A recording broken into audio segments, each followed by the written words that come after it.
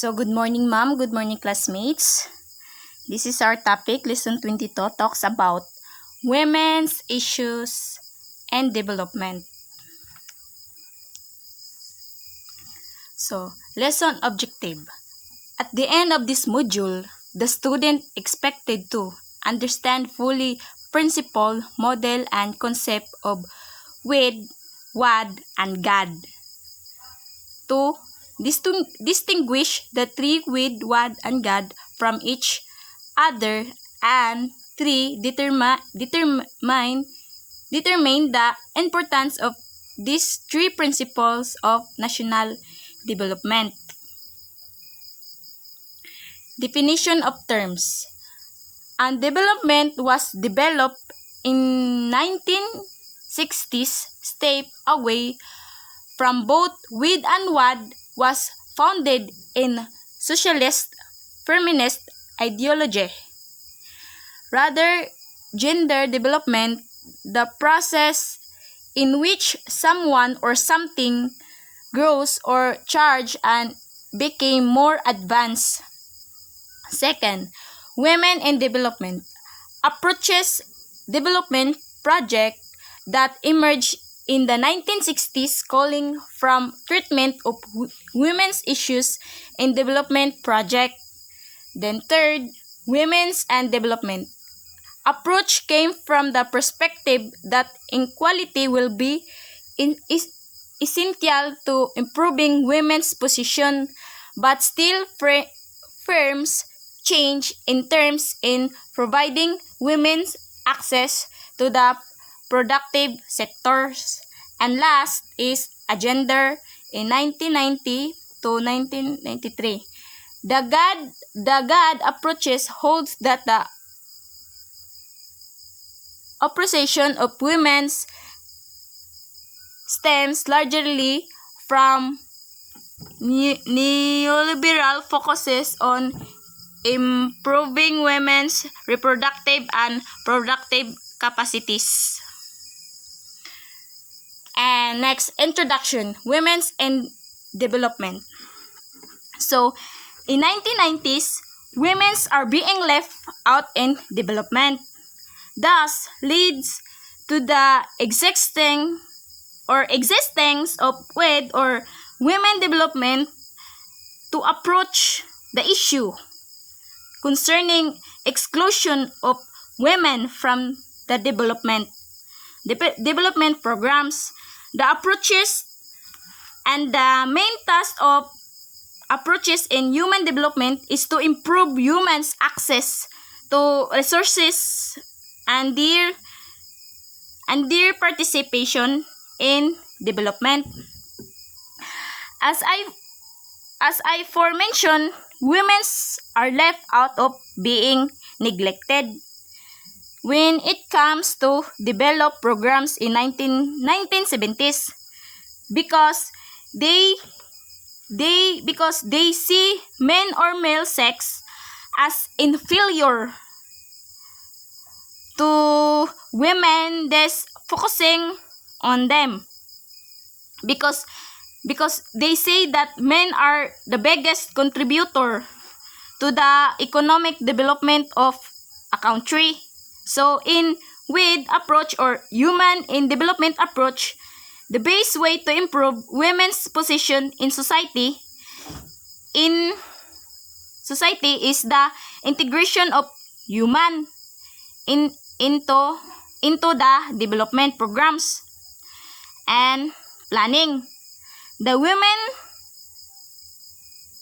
in development major achievements is the establishment of human in development structures or machineries.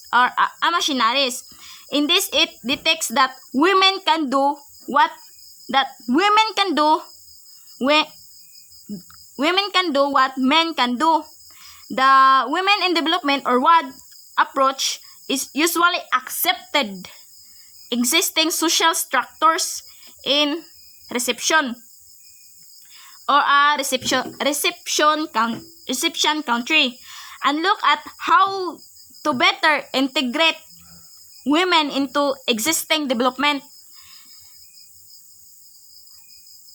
existing development initiatives. Women development or WID serve as the primary step in making known to international community. Muna siya.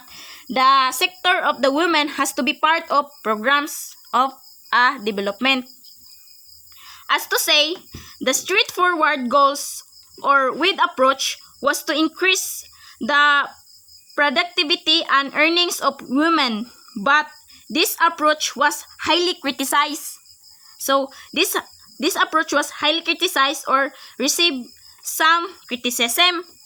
So muna siya from the others because of this lackiness. There are two criticisms sa women's in development that I have researched about. They are evident. The first criticism is this approach doesn't address the root causes of a gender inequality. Doesn't address the root causes of a gender inequality. Yes, because it focuses only the female sex or a female aspect. The female issues on the second one, it ignores the larger social processes that affects humans' life and reproductive roles because it only focuses on establishment of human development programs.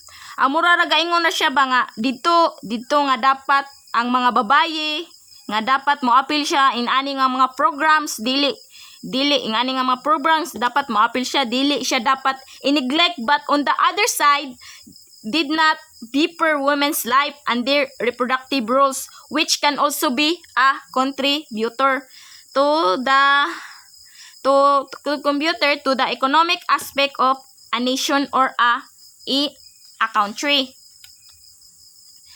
And now we will proceed. So mao na siya ang human development. Nagkuha na siya reproductive role, which can also be a contributor to the economic aspect of a nation or a country. So now we will proceed to the second, women and development, or what we call WAD.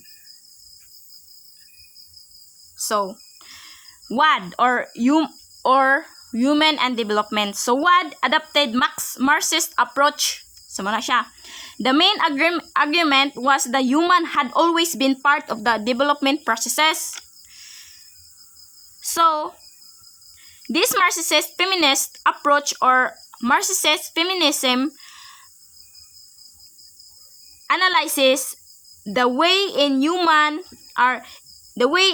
which humans are exploited through capitalism and individual ownership.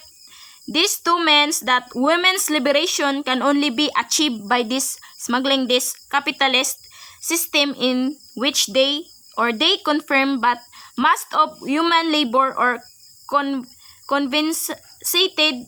So this means nga ang mga babae is undervalued and underpaid. So WAD asserts that humans have always been important economic actors. The work done by human out and inside the household is critical to the men finance of society. So men and women rather plays or kanang important role, but both inside and outside the household. So makakontribute gyapon sila bisag magpundura sila. For example, ang babae magpundura sila sa household o bisag dili ra sila magpundo sa household or sa ilang balay. Like for example, they were to be women working outside to earn living. So muna siya, the main focus is on WAD is all about the interaction between human and development processes. So mao bito sa definition of terms, nagkuha na siya development processes rather than purely on strategies to integrate human into development. So I look at its much more deeper or the WID or Human in Development which only focuses on integrated human into a developmental programs lang. Now, it talks on interaction, women and development processes. So, women are already established and they are looking to how women will be to be a contributor. So, how women will be integrated in the development processes. So WAD viewed, or Women and Development viewed, both men and women being affected by this. Because of this, the advantages do the class contribution. It is clear that wealth was contributed more on highly classes rather than distributing it equally.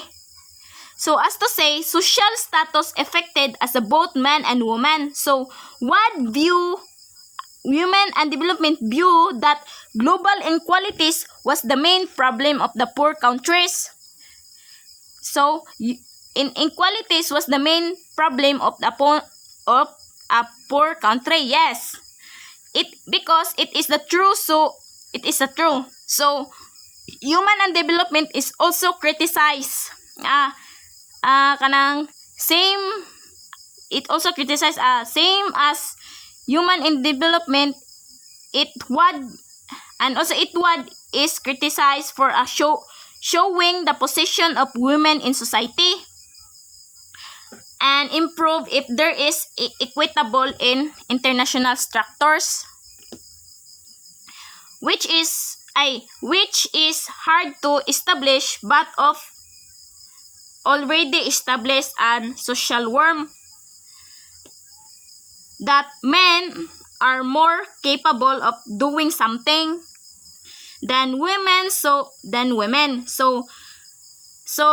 this concept cannot be removed in the society that easily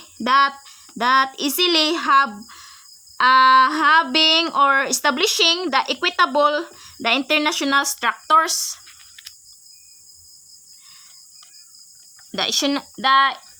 But WAD or Human and Development debated that women are also plays a role in reproduction.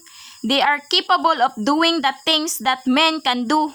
They can handle top management positions and the like. So women are only capable the reproduction or increasing the population, but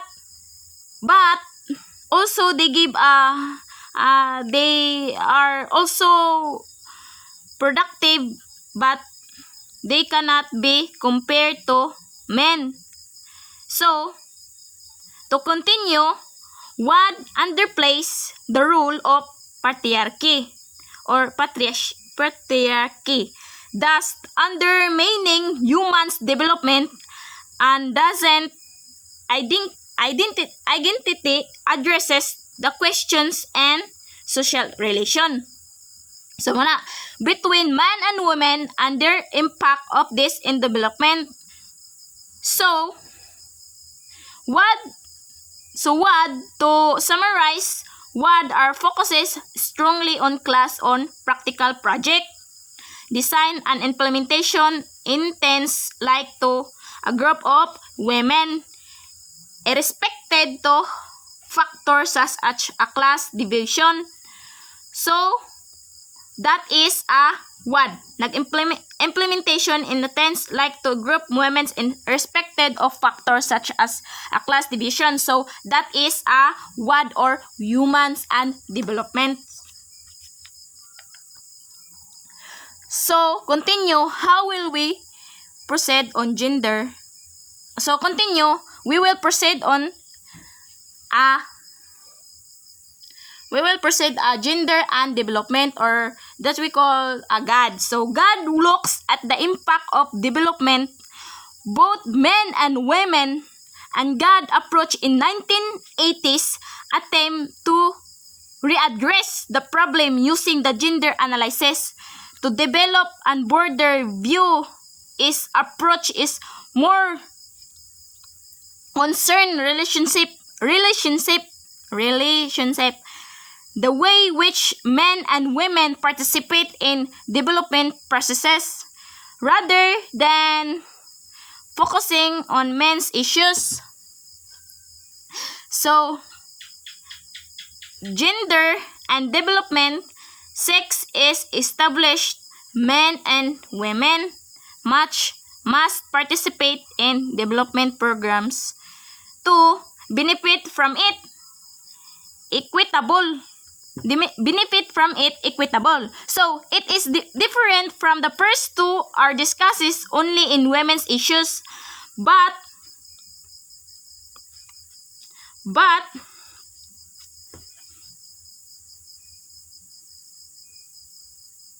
now this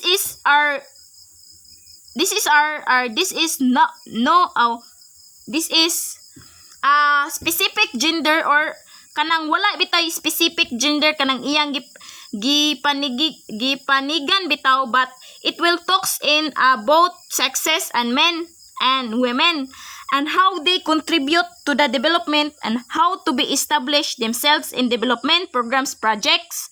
So kanang iyang gipanigan, but it all talks about the sexes lang, both men and women. The advantages of God is recognize the limitation that women can participate but benefit from development. And God is the concern when human exclusively. So, ang God, this goes further than other approaches and emphasizing reproductive role of human, argues that it is the state of responsibility to support the social reproductive role, mostly played by the women of caring. So, mao na siya, kanang exclusive give for human alone. They can conceive a child, which means they must be offered or utmost care. They must be offered utmost of care because this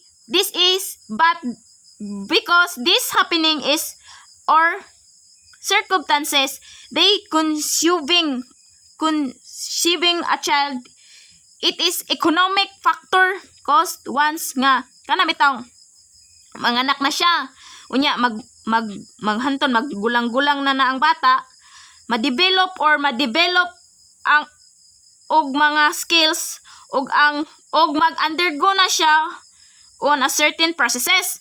This is a child kay makakuha na siya.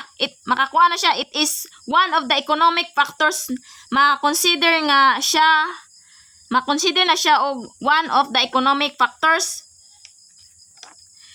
And God is a trait of development as a complex processes that is influenced by the political, social, and economic factors rather as a state of stage development. So, or arising from God analysis, it is the need of human to organize themselves into more effective political voice. Order to certain and legal rights increase the number of human in decision making. So, for them, development is not an easy process.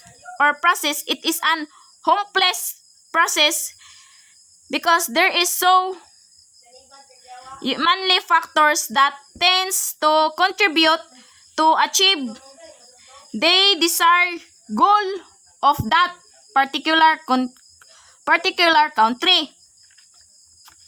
So that to say, God approach is much more or reliable or much more visionary among the three of them, because if this focus on the first factor, it is focused on the only one gender or only one sex, and the second, so mao ni siya sa with or human in development nag-focus on the first factor is the focus is on only one gender lang, and the second is only the one sex, and the second is a visionary in nature because it doesn't only concern humans issues but both sexes issue. And the third one is that so ang God is mo ni ang sa wad kaning nag-concern sa human issues but both sexes lang. And the third one is doesn't only focuses in establishment of human or men in development, and it only focuses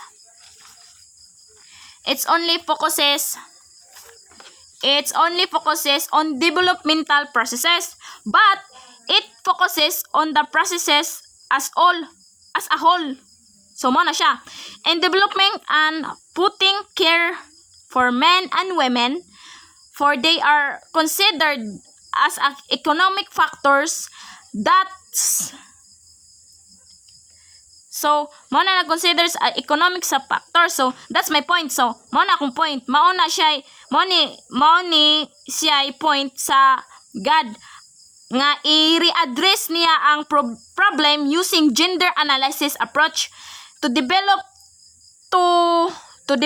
the broader view. So that it is all for my report.